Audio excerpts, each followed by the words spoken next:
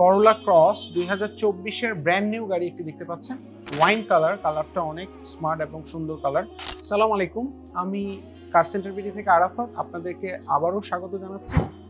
এটা 6 গ্রেডের গাড়ি, এই জন্যই ব্র্যান্ড নিউ বলছি, এবং কিলোমিটার অনলি 500 কিলোমিটার রান করা গাড়ি। গাড়িটি ফুল লোড, গাড়িতে সবকিছু আছে। Panoramic moonroof, 360 camera, parking sensor, seat heater, power seat, সবগুলো অপশনই গাড়িতে ইনবিল্ট আছে।